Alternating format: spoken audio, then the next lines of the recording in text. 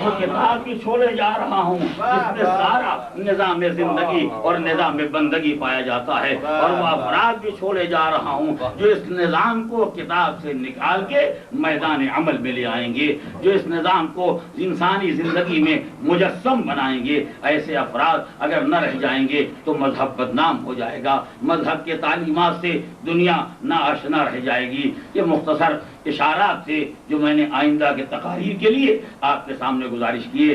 ان ساری عبادات میں جن کی قدر انسانی دنیا نے نہ پہچانی، پہلا نام آتا ہے نماز کا، جس کے بارے میں مسلمان کے ذہن میں اتنی بات پائی جاتی ہے کہ نیت کرو، کعبہ شریف کی طرف منہ کر کے کھڑے ہو جاؤ، کچھ دیر سیدھے رہو، پھر جھک جاؤ، پھر پیشانی خاک پر رکھ دو، اٹھو اور اس کے بعد اپنے گھر چلے جاؤ، نماز مکمل ہوگی۔ ایک قیام ہے، ایک قعود ہے، رکوع ہے، سجود ہے، تشہد، سلام، فقط والسلام۔ اس سے زیادہ یہ نماز کیا ہے، اس کی روح کیا ہے، اس کا جوہر کیا ہے، اس کی جان کیا ہے، اگر انسان ان حقائق کو پہچان لیتا تو نماز میں وہ سارے اثرات پیدا ہو جاتے جو قرآن مجید نے بیان کیے ہیں۔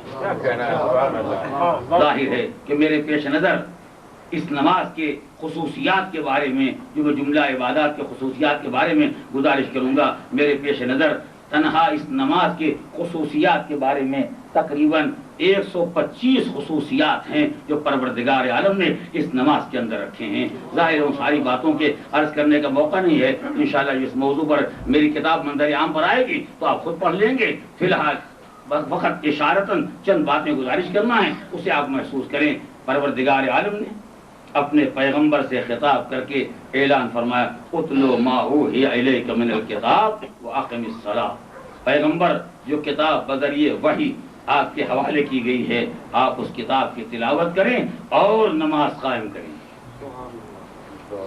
اب تک کی تمہید آپ کے ذہن میں ہے، آپ اس کتاب کی تلاوت کریں اور نماز قائم کریں، یعنی آپ کا دین کتاب میں نہ رہ جائے۔ کیا آپ خالی پڑھ کے سنا دیں؟ میدان عمل میں پہلا قدم آپ کا ہونا چاہیے، آپ نماز قائم کریں۔ اور ظاہر ہے جب آپ نماز کی تعلیم امت کو دیں گے تو امت ہے فائدے کی پرستار، امت ہے منفعت پرست، امت ہے مفاد پرست۔ یہ وہی انسان ہیں جو کل کے کافر آج کلمہ پڑھ کے مسلمان ہو گئے۔ ان کے ذہن میں پہلا خیال اور سوال یہ پیدا ہوگا کہ اگر ہم نماز پڑھیں تو اس کا فائدہ کیا ہوگا۔ لہذا پیغمبر آپ انہیں فائدہ سمجھائیں، ان الصلاۃ تنہی عن الفحشاء والمنکر۔ نماز کا کام یہ ہے کہ نماز انسان کو ہر برائی سے روکتی ہے، چاہے کھلی ہوئی برائی ہو چاہے چھپی ہوئی برائی ہو۔ ہر بے غیرتی سے روکنے والی نماز، ہر بے حیائی سے روکنے والی نماز، ہر منکر اور ہر برائی سے روکنے والی نماز۔ اب عزیزو دو ہی مسئلے باقی رہ جاتے ہیں، یا پروردگار کے اعلان کو معاذ اللہ غلط تصور کیا جائے کہ خدا یہ کہتا ہے کہ نماز برائیوں سے روکتی ہے۔ ہم نے سینکڑوں ہزاروں لاکھوں نمازی دیکھے ہیں جن کے پاس نماز ہے اور برائیاں بھی ہیں، نماز برائیوں سے نہیں روک سکی۔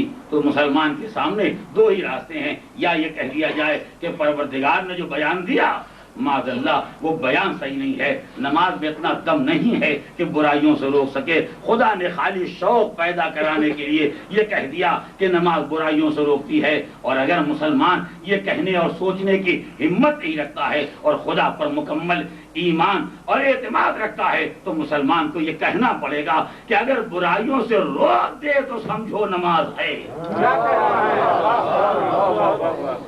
مسئلہ یہ نہیں ہے کہ نماز ہے اور برائی سے روکتی ہے یا نہیں، مسئلہ یہ ہے کہ اگر برائی سے روکتی ہے تو اس کا نام ہے نماز، اور اگر برائی سے نہیں روک سکتی ہے تو اس کا نام نماز نہیں۔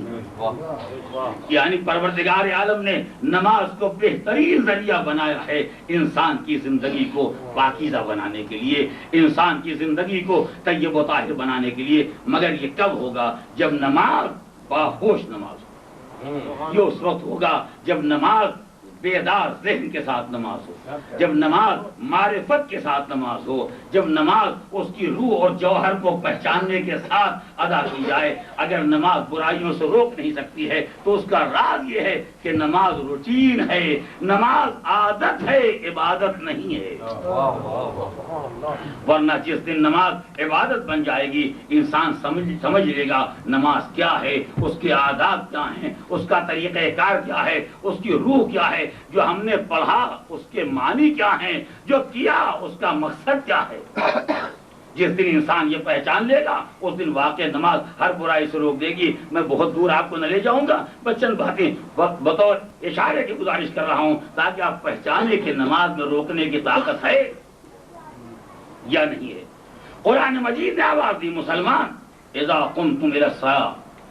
دیکھو ایمان والو، اگر نماز کے لیے اٹھے ہو تو جب نماز کے لیے اٹھو فاغسلوا وجوہکم وایدیکم الی المرافق، تو پہلے تمہاری ذمہ داری ہے کہ وضو کرو، چہرے کو دھو، ہاتھ کو دھو، سر کا مسح کرو، پیر کا مسح کرو. یہ سارے کام مکمل ہو جائیں، اس کے بغیر سرحد نماز میں قدم نہ رکھنا. یہ پہلی تعلیم ہے اسلام کی. اور جیسے مسلمان نماز کے لیے اٹھا قرآن نے پکار کے کہا پہلے وضو کرو، اور جیسے وضو کرنے کا ارادہ کیا اسلام نے آواز دی پہلے دیکھو پانی پاک ہے یا نہیں. کیا کہنا ہے؟ سوچ کے چلیں آپ، پہلے یہ دیکھو یہ پانی پاک ہے یا نہیں ہے. اگر پانی نجس ہے تو وضو نہیں ہو سکتا ہے. اور لا پاک ہو یہ دیکھو تمہارے لیے اس کا استعمال جائز بھی ہے یا نہیں. کیا کہنا ہے؟ اگر پانی دوسرے کا ہے اور مالک راضی نہیں ہے تو لاکھ کو پاک صحیح مگر تمہارے کام آنے والا نہیں ہے. تو پانی کی طہارت پر نظر رکھو، پانی کے جائز ہونے پر نظر رکھو. اور تنہا اتنا ہی کافی نہیں ہے، جب تم نے وضو کرنے کا ارادہ کیا تو پہلے اپنے اوپر نگاہ رکھو. اگر چہرہ نجس ہے تو نجس چہرے پر وضو نہیں ہوتا ہے. اگر ہاتھ نجس ہیں تو نجس ہاتھوں پر وضو نہیں ہوتا ہے. اگر سر پیر نجس ہیں تو نجس سر پیر کے اوپر مسح نہیں ہوتا ہے. تو پانی بھی پاک رہے، کیا کہنا ہے؟ تم بھی پاک رہو، جائز بھی رہے. اور تنہا جائز ہی نہیں، یہ دیکھو واقعاً پانی بھی ہے یا نہیں. کیا کہنا ہے؟ ایسا نہیں ہے کہ کسی نے شوربے کو پانی بنا کے دے دیا ہو، ایسا نہ ہو کسی نے شراب کی بو کو چھین کے پانی بنا کے تمہارے حوالے کر دیا گیا ہو. نہیں، دیکھو یہ واقعاً پانی ہے یا نہیں ہے. اگر پانی ہے تو وضو ہوگا، اگر نہیں ہے تو نہیں ہوگا. اس کے معنی کیا ہیں کہ ابھی سرحد نماز تک نہیں پہنچا. کیا کہنا ہے؟ واہ واہ، توجہ کریں، ابھی سرحد نماز پہ قدم نہیں رکھا مگر طہارتوں کا احساس پیدا ہو گیا. توجہ کریں، طہارتوں کا احساس پیدا ہو گیا، پانی کی طہارت کا احساس پیدا ہو گیا، اپنی طہارت کا احساس پیدا ہو گیا. اور اتنا ہی نہیں ہوا بلکہ جائز اور ناجائز کا فرق ابھی سے سمجھنے لگا. اگر جائز ہے تو وضو ہوگا، اگر ناجائز ہے تو وضو نہیں ہوگا. اور اتنا ہی نہیں ہے بلکہ پانی نے، وضو نے انسان کو طبیعیات کا محقق بنا دیا. آنکھ بند کر کے وضو نہ کرو، پہلے دیکھ لو یہ واقعاً پانی ہے یا نہیں ہے. یعنی ایسا نہیں ہے کہ عبادت کی دنیا میں چلے گئے تو ساری دنیا کے مادیات سے الگ ہو گئے. نہیں، عبادت میں تو بعد میں قدم رکھنا، پہلے پانی کی تحقیق تو کرو. یہ کیا ہے، کتنا بڑا دھوکہ ہے جو دنیا نے سمجھا کہ سائنس کی دنیا الگ ہے، مذہب کی دنیا الگ ہے. نہیں توجہ کیا آپ نے؟ اسلام نے فقط ایک شرط لگا کے کہ پانی طے کرو مطلق ہے یا مضاف. بغیر اس کے وضو نہ کرنا، بغیر اس کے سرحد نماز میں قدم نہ رکھنا. اسی ایک قانون سے پہلے تمہیں سائنس کی زمین پر قدم رکھوایا، اس کے بعد سرحد بندگی میں داخلے کی اجازت دی تاکہ یہ تفرقہ نہ ہونے پائے کہ ادھر کی دنیا الگ ادھر کی دنیا الگ. نہیں، تم پانی کی تحقیق کرو، یعنی سائنٹسٹ بنو، طبیعیات کے معلومات حاصل کرو، پانی کی تحقیق کرو، مگر یہ تحقیق عبادت کے لیے ہو، دنیا داری کے لیے نہیں. محمد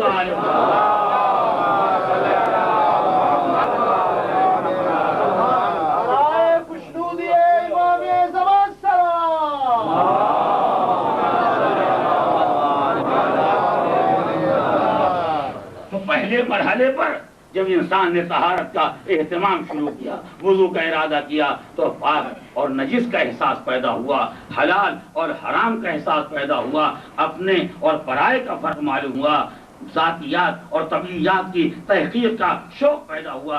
اس کے بعد وضو مکمل ہو گیا تو کیا آپ کو اجازت ہے کہ آپ نماز کے لیے کھڑے ہو جائیں؟ کہا نہیں، ابھی اور سائنسی معلومات حاصل کرو۔ واہ واہ واہ، خالی سامنے جو پانی رکھا ہوا ہے اسی کے بارے میں تحقیق نہ کرو کہ یہ خالص ہے کہ غیر خالص، یہ مطلق ہے کہ مضاف، نہیں، اپنی نگاہوں کو اور وسیع بناؤ، جو سامنے نہیں ہے اس کے بارے میں بھی معلومات حاصل کرو۔ لیکن نمازی تو ہم سب آپ ہوں، لیکن یہ بات ہمارے لیے نئی کیوں معلوم ہو رہی ہے؟ اسی لیے کہ ہم عادت کے نمازی ہیں، ہم معرفت کے نمازی نہیں ہیں۔ میں چاہتا ہوں میرے بچے معرفت کے نمازی بنے۔ اس پانی کو دیکھ لیا جو نگاہ کے سامنے ہے، اب ہم تمہارے سائنسی معلومات اس سے کچھ زیادہ بڑھانا چاہتے ہیں۔ وہ جس کو تم نے نہیں دیکھا پتہ لگاؤ وہ کدھر ہے۔ پروردگار کو نہ ڈھونڈو وہ کہاں ہے، وہ تو ہر جگہ ہے۔ اللہ نے جس گھر کو اپنا بنایا پہلے اس کی تحقیق کرو وہ کدھر ہے۔ جب تک وہ نہ معلوم ہو جائے خبردار سرحد نماز میں قدم نہ رکھنا۔ کیسے سائنسی دنیا کو مذہب سے الگ کر دیا جائے گا؟ یہ معلومات کوئی سجدوں سے حاصل ہوں گے؟ سجدہ تو خود ہی پابند ہے معلومات کا۔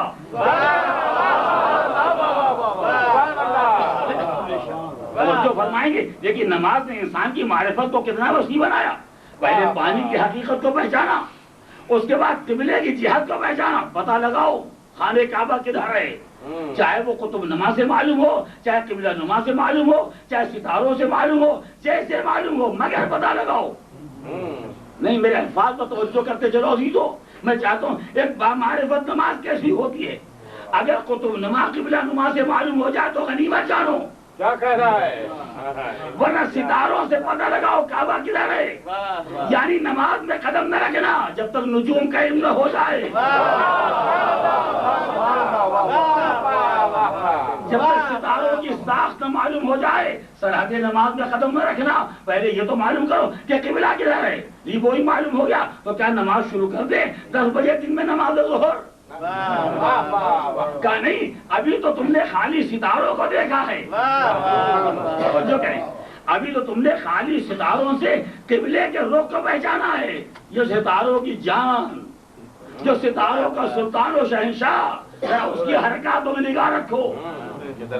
یہ دیکھو وہ کدھر جا رہا ہے، اس کو نہار تک آیا یا نہیں، آدھے دن سے آگے بڑھا یا نہیں، سایہ مشرق میں جا رہا ہے یا مغرب میں جا رہا ہے۔ جب یہ معلومات حاصل ہو جائیں تب سرحد نماز میں قدم رکھنا۔ پانی کی تحقیق کی تو نماز پڑھی، ستاروں پر نگاہ کی تب نماز پڑھی، سورج کی حرکتوں کو دیکھا تب نماز پڑھی، شام کو مہتاب کی گردش کو دیکھا تو نماز پڑھی، اور کبھی ایسا بھی ہوتا ہے کہ اگر تیز ہوا چل جائے تو نماز پڑھی۔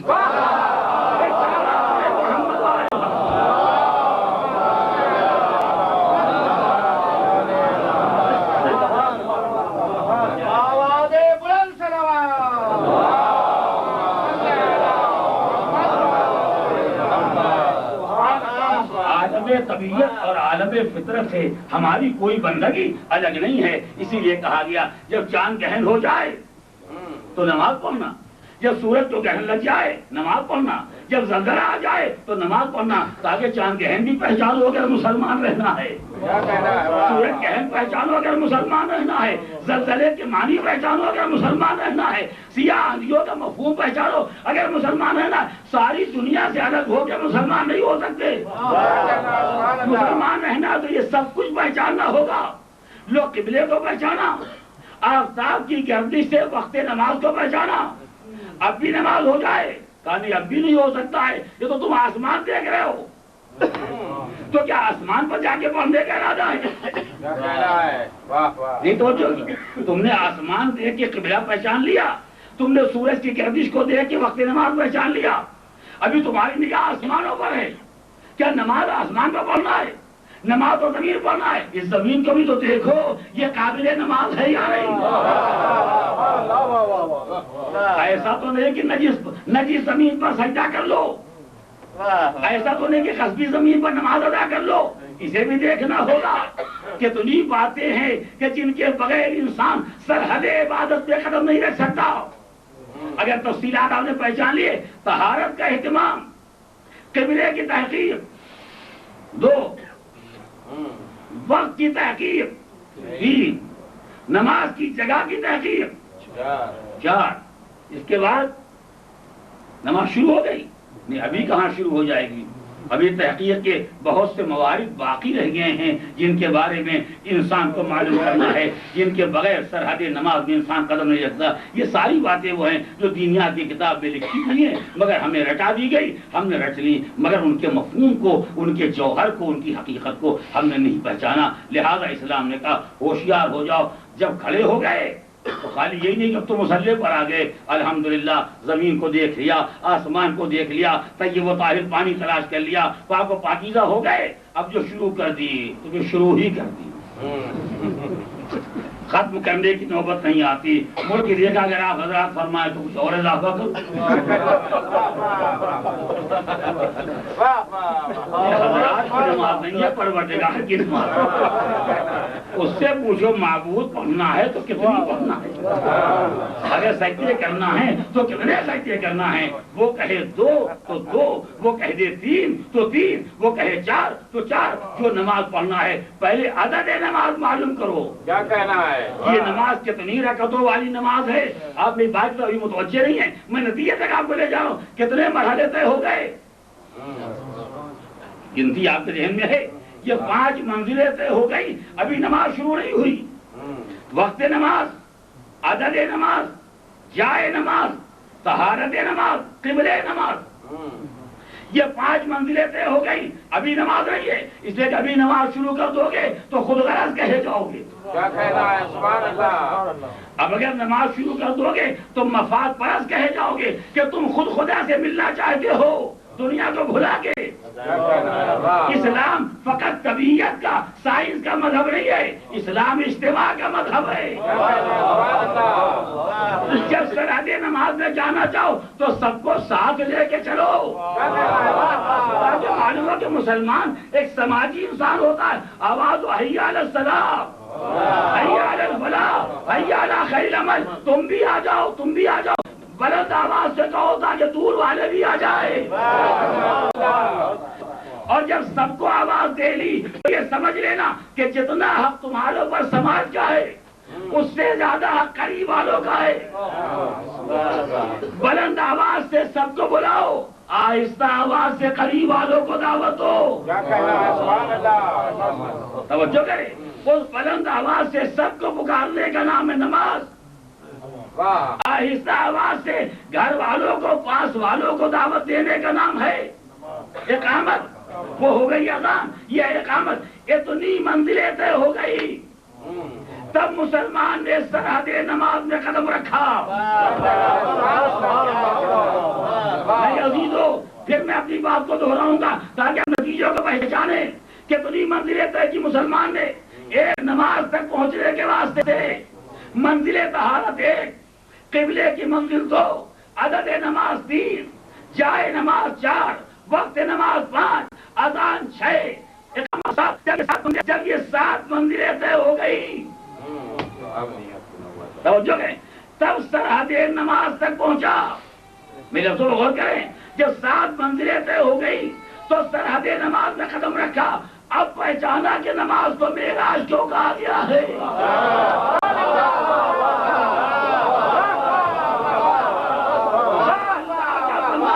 ساتوں آسمانوں کو طے کر کے بندگی کی منزل میں قدم رکھتا ہے۔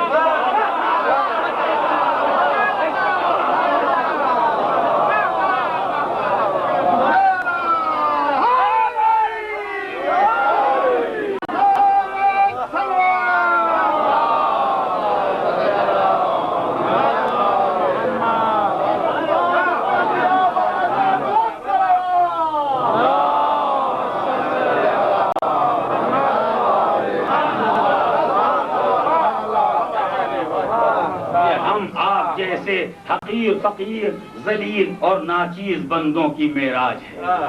جس معراج کی منزل تک جانے کے واسطے ان 7 آسمانوں کو طے کرنا پڑتا ہے، جو بظاہر چھوٹے چھوٹے اعمال دکھائی دیتے ہیں مگر یہ چھوٹے اعمال نہیں ہیں۔ ان اعمال کے اندر تعلیمات کا ذخیرہ ہے جو انسان کو ان بلندیوں تک لے جا رہا ہے۔ اب میں پھر بات کو دہرا دوں اور اس تقریر کو مقام پر روک دینا چاہتا ہوں، یعنی نماز ہے معراج، اور معراج تک جانے کے واسطے 7 آسمان طے کرنا ہے۔ یہ 7 مقدمات ہماری معراج کے 7 آسمان ہیں، مگر ان 7 آسمانوں کو پہچانو۔ تمہاری نماز معراج بنے گی اگر پاکیزہ ہو جاؤ، تمہاری نماز معراج بنے گی اگر وقت کی قدر و قیمت پہچانو، ادا کب قضا کب۔ تمہاری نماز معراج بنے گی اگر اتنا ہی کرو جتنا خدا نے کہا۔ تمہاری نماز معراج بنے گی اگر پاک جگہ پر ہو تو، اگر قصدی مقام پر ہو تو معراج نہیں ہے۔ جو اتنی طہارتیں پیدا کر لے اس کی نماز معراج کہے جانے کے قابل ہوگی۔ ایک صلوات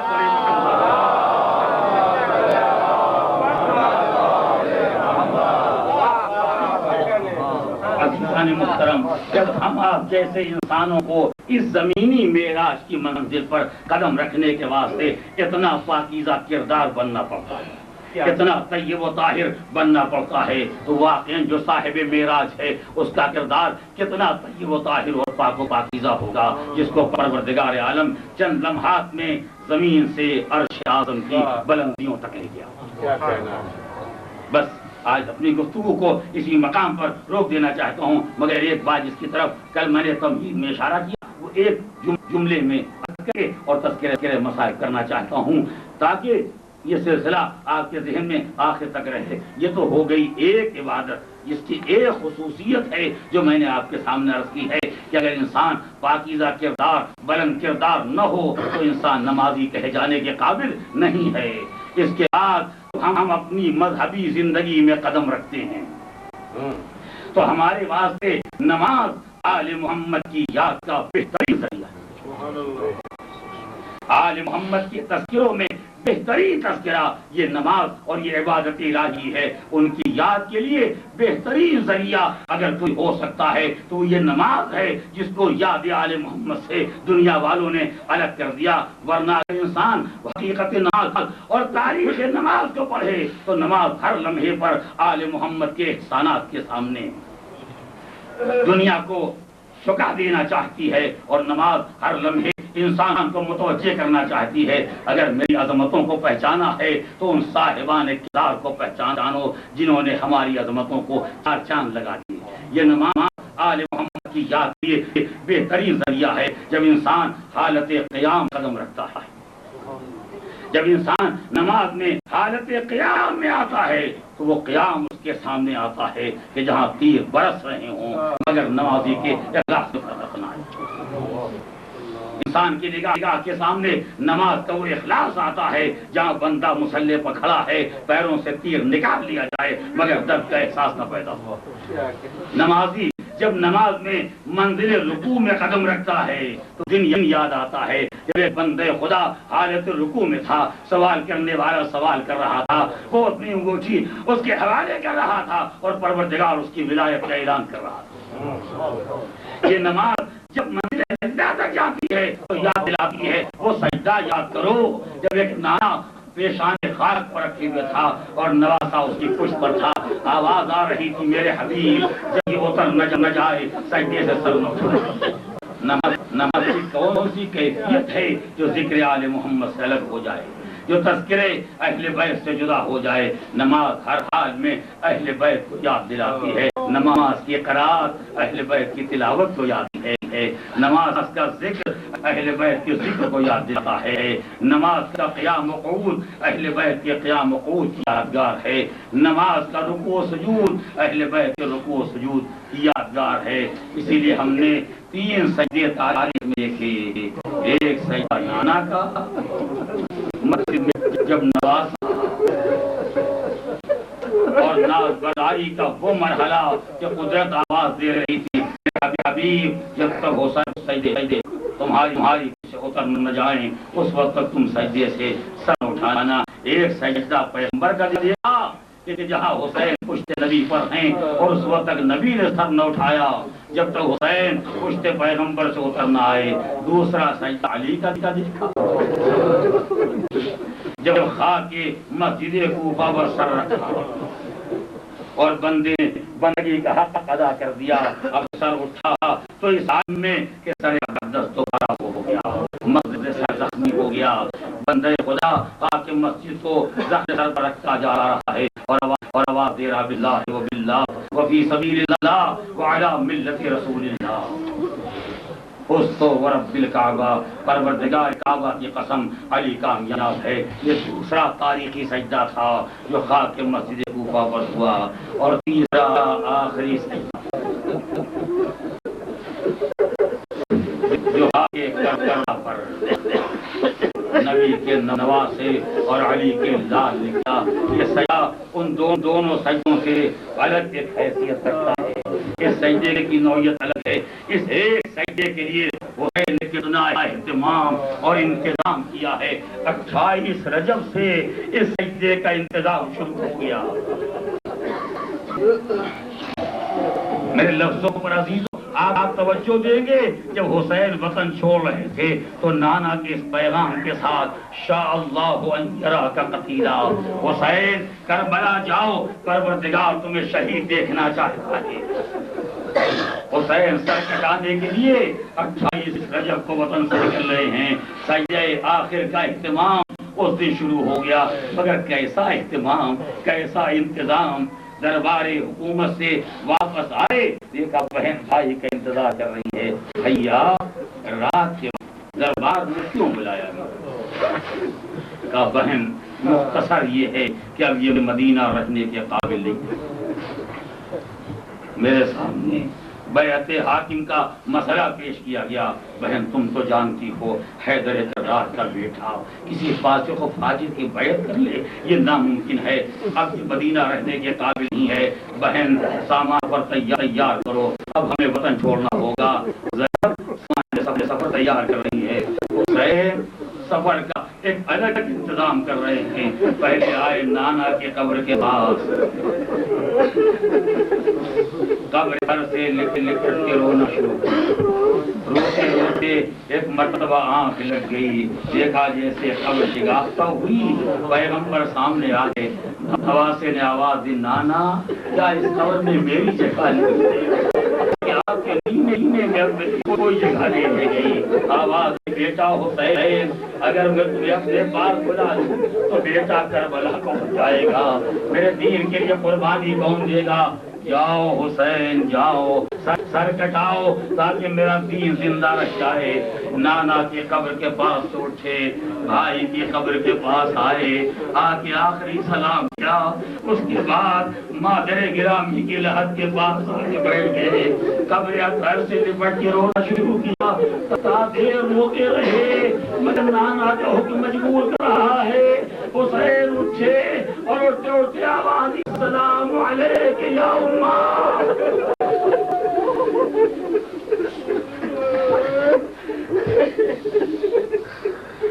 مادر گرامی آپ کی کا مجاور آپ سے رخصت ہونے کے لیے آیا ہے. اپنے حسین کا آخری سلام دے لو.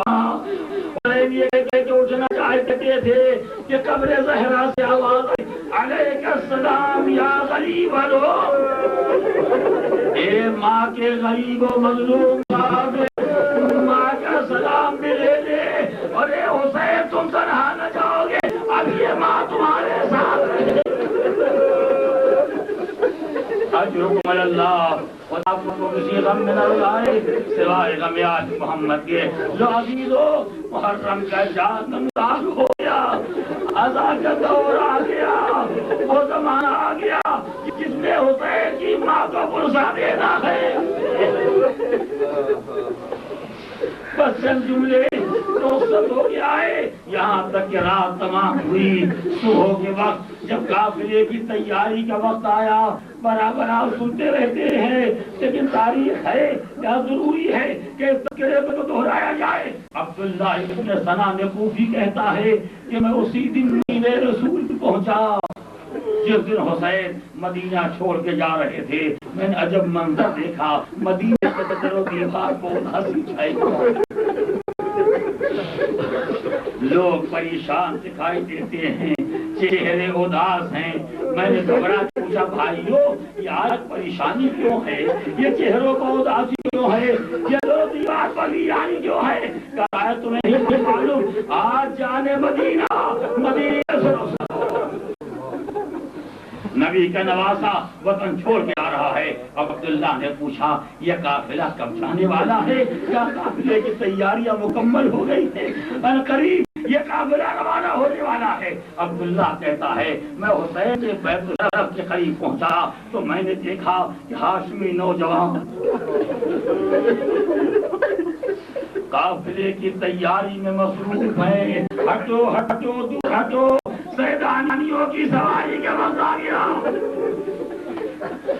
رونے والوں، عبداللہ کہتا ہے میں دور سے کھڑا یہ منظر دیکھ رہا تھا، میں نے دیکھا ایک ناکا لا کے بچھایا گیا، محمل ہے، امالی ہے، پردے کا انتظام ہے، ایک معظمہ بیت الشرف سے برآمد ہوئی اور ایک کمسی شہزادہ معظمہ کے ساتھ ساتھ ناکے کے قریب آئی اور آ کے ناکے پر سوار ہوئی۔ میں نے پوچھا یہ کون سوار ہوئی معظمہ اور یہ بچہ کون ہے؟ کہ سوار ہونے والی بیوہ حسن، خدمت انجام دینے والا یتیم حسن۔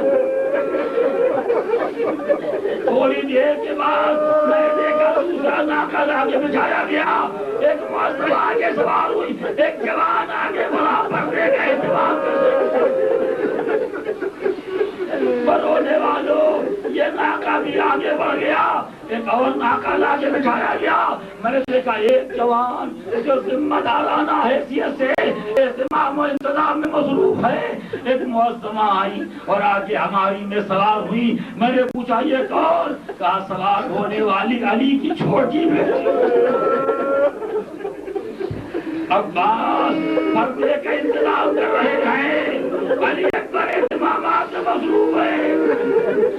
نہ سن سکو گے رونے والوں آخری فقرہ۔ راوی کہتا ہے جب یہ ناکا آگے بڑھ گیا تو ایک ناکا اور آگے بچھایا گیا۔ اب تک میں یہ دیکھ رہا تھا کہ ہاشمی جوان انتظام کر رہے اور حسین ایک کرسی پر بیٹھے ہوئے ان احرامات کا جائزہ لے رہے تھے، لیکن میں دیکھا ایک معظمہ تو میں تجھے بھائی تو پھر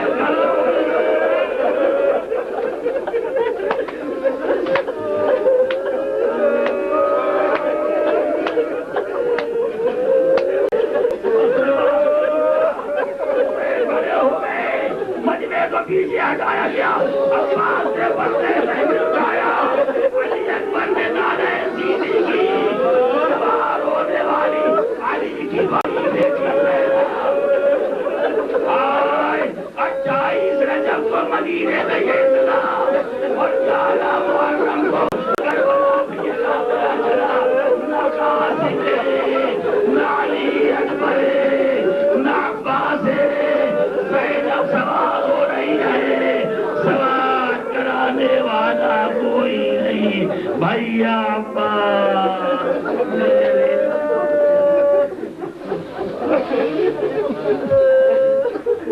سيعلم الذين ظلموا أي منقلب ينقلبون إنا لله وإنا إليه راجعون إلهي بحق الزهراء وأبيها وبعلها وبنيها بار الہا جملہ مومنین کو اعمال صالحہ کی توفیق، جو بیمار ہیں بحق بیمار کربلا انہیں شفاء کامل و عاجل، جو مشتاق حج و زیارات انہیں حج و زیارات سے مشرف، پرچم اسلام کو سربلند فرما، پرچم کفر و شرک و نفاق کو سرنگو، انقلاب اسلامی کی حفاظت فرما، ظہور امام میں تعجیل فرما، ہمیں ان کے اصحاب و انصار و عوان شمار، ماتم حسین